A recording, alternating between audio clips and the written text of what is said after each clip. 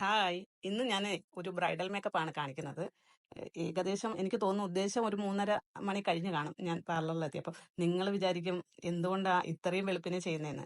നമുക്കിന്നൊരു ബ്രൈഡ് മാത്രമല്ല 10, 12 ലൈറ്റ് മേക്കപ്പും അവരുടെ ഹെയർ സെറ്റിങ്ങും കുറേ വർക്ക് കൂടുതലുണ്ടായിരുന്നു. അതുകൊണ്ടാണ് ഫസ്റ്റ് ബ്രൈഡിനെ ഒരുക്കി ക്ലിയർ ചെയ്തതിന് ശേഷം മാത്രം നമുക്ക് ലൈറ്റ് മേക്കപ്പിലോട്ട് പോകാമെന്ന് കരുതി. അതുകൊണ്ടാണ് ഞാൻ ഇത്രയും നേരത്തെ വർക്കിലോട്ട് കേറിയത്. ആദ്യം ഞാൻ ഐ മേക്കപ്പാ ചെയ്തത്. നല്ലൊരു സ്മോക്കി ഐ കൊടുക്കാനാ നോക്കിയത്. വിടർന്ന കണ്ണായതുകൊണ്ട് സ്മോക്കി നല്ല എഫക്റ്റ് ചെയ്യും. അതുകൊണ്ട് സ്മോക്കിയാണ് ആ മൂക്ക് ഞാൻ കൊടുത്തിരുന്നത്.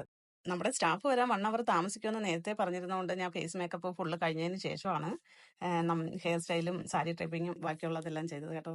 ഈ വീഡിയോയിൽ നോക്കെ എൻ്റെ സ്റ്റാഫ് മിണ്ടാതെ അനങ്ങാതെ പോകുന്നുണ്ട്. ഞാൻ പള്ളു പറയുമെന്ന് പേടിച്ച് 1 അവർ താമസിച്ചുകൊണ്ട്. എന്തായാലും ഇത്തവണ പള്ളൊന്നും പറഞ്ഞില്ല. പിന്നെ പെട്ടെന്ന് അവള് വർക്കിലോട്ട് വന്ന് ഞങ്ങൾ രണ്ടുപേരും കൂടെ കുറെ തമാശയൊക്കെ പറഞ്ഞ് എൻജോയ് ചെയ്താണ് ഈ വർക്ക് ചെയ്തത്. ഈ ബ്രൈഡിന്റെ റിസപ്ഷൻ വർക്ക് നമുക്ക് അധികം വീഡിയോ എടുക്കാൻ സമയം കിട്ടിയില്ല. കുറച്ച് തിരക്കുണ്ടായിരുന്നു. അതുകൊണ്ട് കുറച്ച് വീഡിയോ ഞാൻ എടുത്തിട്ടുള്ളൂ. അത് ഞാൻ ഷോർട്സ് ആയിട്ട് ഇടാം. നിങ്ങൾ അത് കാണാതിരിക്കല്ലേ, എല്ലാവരും കാണണേ. മോളുടെ സ്കിന്നില് ടാനോ ഡാർക്ക്നെസ്സോ ഒന്നും ഇല്ലാതെ നല്ല ക്ലിയർ സ്കിൻ ആയതുകൊണ്ട് എനിക്ക് വലുതായിട്ട് കൺസീലോ കറക്റ്റോ ഒന്നും വലിയ രീതിയിൽ ചെയ്യേണ്ടി വന്നില്ല. നേരിട്ട് ഫൗണ്ടേഷനിലോട്ട് പോവുകയാണ് ചെയ്തത്. സ്കിന്ന് നല്ലോണം ക്ലിയർ ചെയ്തതിന് ശേഷം ഞാൻ എയർ ബ്രഷ് ആണ് യൂസ് ചെയ്തത്. മോളുടെ എൻഗേജ്മെന്റിന് ഞാൻ ഐവാട്ടിന്റെ എയർ ബ്രഷിന്റെ പ്രോഡക്റ്റ് ആണ് യൂസ് ചെയ്തത്. അതുകൊണ്ട് കുറച്ച് മാറ്റം വരുത്താൻ വേണ്ടിയിട്ട് ഞാൻ കല്യാണത്തിന് ചെയ്തത് ടെംഡുവിന്റെ മേക്കപ്പാണ് ചെയ്തത്. 2 മേക്കപ്പ് ലുക്കും നല്ലതായിരുന്നു. പിന്നെ എനിക്ക് നിങ്ങളോടൊരു കാര്യം പറയാനുണ്ട്. കുറേ പേര് എനിക്ക് മെസ്സേജ് അയക്കുന്നുണ്ട്. പക്ഷേ എനിക്ക് എല്ലാത്തിനും സഡൻ ഞാൻ മറുപടി ഇടാത്തത് ഞാൻ സലൂണിൽ തിരക്കായതുകൊണ്ടാ. നിങ്ങൾ അർജന്റ് ആണെങ്കിൽ നിങ്ങൾ കോൾ ചെയ്യാൻ മടിക്കണ്ട. ഞാൻ തീർച്ചയായിട്ടും മറുപടി തരും. മെസ്സേജിന് റിപ്ലൈ ഇട്ടില്ലെന്നുണ്ടെങ്കിൽ ഞാൻ ഈവനിങ് വീട്ടിൽ വന്നതിന് ശേഷം ഞാൻ എപ്പോഴെങ്കിലും റിപ്ലൈ ഇട്ടേക്കാം. ഇത് കേൾക്കുമ്പോൾ നിങ്ങൾ വിചാരിക്കും എനിക്ക് ജാടയാണെന്ന്. യഥാർത്ഥത്തിൽ ജാടയല്ല. സലൂണിൽ ബിസി ആയിരിക്കുന്നതുകൊണ്ടാണ് ഞാൻ ആ സമയത്ത് റിപ്ലൈ ഇടാത്തത്. എപ്പോഴെങ്കിലും നിങ്ങൾ മെസ്സേജ് ഇട്ടാൽ എപ്പോഴെങ്കിലും ഞാൻ അതിന് റിപ്ലൈ ഇട്ടേക്കും, ഷുവർ. അയ്യോ, നമ്മള് വീഡിയോന്നൊക്കെ എങ്ങോട്ടൊക്കെയോ പോയി. ഇപ്പം മേക്കപ്പിന്റെ കാര്യവും വിട്ട് കാര്യങ്ങളെല്ലാം കിടന്ന് വേറെ എങ്ങോട്ടോ പോയി. എല്ലാരും തിരിച്ചു വാ. ഞാൻ മേക്കപ്പിന്റെ കാര്യം കണ്ടിന്യൂ ചെയ്യാം. നമ്മുടെ ഈ വീഡിയോഗ്രാഫർ ഉണ്ടല്ലോ, എന്റെ മോളാ കേട്ടോ. പുള്ളിക്കാരി ഇടയ്ക്ക് വിശക്കുന്നെന്നും പറഞ്ഞുകൊണ്ട് മൊബൈലും കൊണ്ട് ഇടയ്ക്ക് സ്ഥലം വിട്ട്. അതുകൊണ്ട് ഫേസ് മേക്കപ്പിന്റെ ബാക്കി വീഡിയോ ഇതിനകത്തില്ല കേട്ടോ. പിന്നെ നമ്മൾ ഹെയർ സ്റ്റൈൽ ബാക്ക് ഹെയർ സ്റ്റൈലേ പിക്ക് മോള് നേരത്തെ എനിക്ക് തന്നിരുന്നു. അതേ മോഡലിലായിരുന്നു ബാക്ക് ഹെയർ സെറ്റ് ചെയ്തത്. ഫ്രണ്ട് ഹെയർ സ്റ്റൈല് ഞാൻ മോളോട് അഭിപ്രായം ചോദിച്ചിട്ട് അവളുടെയും കൂടി ഇഷ്ടം നോക്കിയാണ് ഞാൻ ഫ്രണ്ട് ഹെയർ സ്റ്റൈല് ചെയ്തത്. ഒരു റൗണ്ട് ഷേപ്പിനാണ് ഫ്ലവർ ഞാൻ സെറ്റ് ചെയ്തിരുന്നത്. സാരി സെറ്റ് ചെയ്ത് കഴിഞ്ഞതിന് ശേഷമാണ് നമ്മൾ ഹെയർ സ്റ്റൈലിലോട്ട് പോയത്. Ear to ear front hair style എന്ന് പറയുന്നത് ചെറുതായിട്ട് പുള്ള് ചെയ്യുന്ന പോലെ വന്ന് ട്വിസ്റ്റ് ചെയ്തെടുത്ത ഒരു ഹെയർ സ്റ്റൈലാണ് ഫ്രണ്ടിൽ ഇയർ ടു ഇയർ ഞാൻ ചെയ്തത്. അതിനുശേഷം നമ്മൾ ഫ്ലവർ സെറ്റിങ്ങിൽ പോയി. ബാക്ക് ഹെയർ സ്റ്റൈല് മോള് നേരത്തെ ആ ഒരു ഐഡിയ തന്നിരുന്നു. അതുകൊണ്ട് ആ രീതിയിലാണ് ഒരു ട്വിസ്റ്റിംഗ് മോഡലിലുള്ള ഒരു പിന്നലാണ് ഞാൻ താഴോട്ട് കൊടുത്തിരുന്നത്. മോൾക്ക് അത്യാവശ്യം മുടി ഉള്ളതുകൊണ്ട് മോളുടെ മുടിയിൽ തന്നെയാണ് ആ ട്വിസ്റ്റ് ചെയ്തിരിക്കുന്നത്. ഞാൻ എക്സ്റ്റൻഷൻ വെച്ചിട്ടില്ല.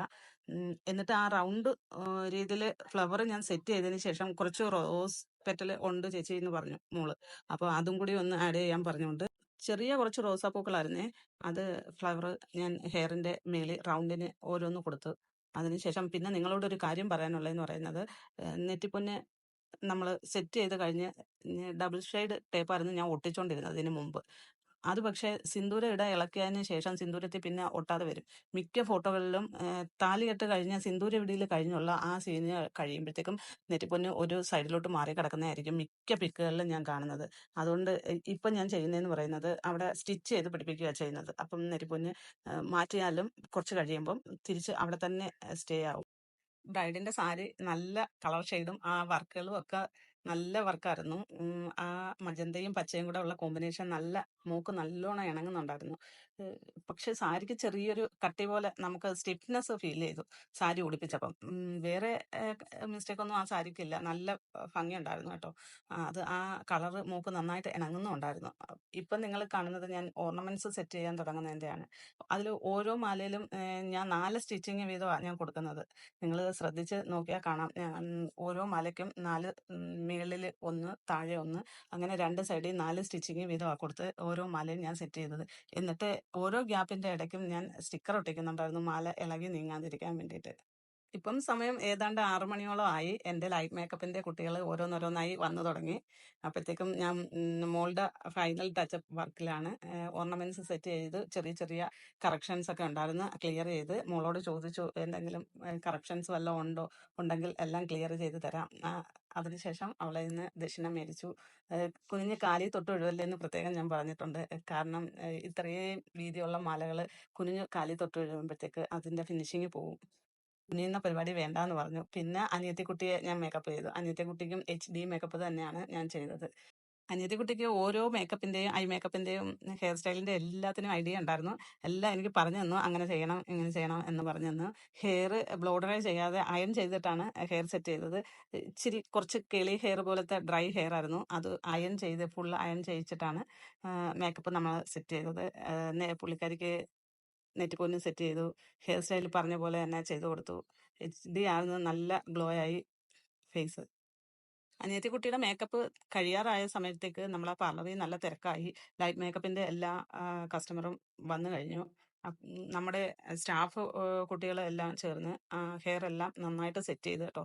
സെറ്റ് ചെയ്തിട്ട് മേക്കപ്പിന് എൻ്റെ അടുത്തോട്ട് ഓരോരുത്തരായിട്ട് വിട്ട് ഫേസ് മേക്കപ്പ് ഞാൻ ചെയ്ത് അപ്പോഴത്തേക്കും നല്ല നിങ്ങൾ കണ്ടില്ലേ, നല്ല വെട്ടം വന്നു.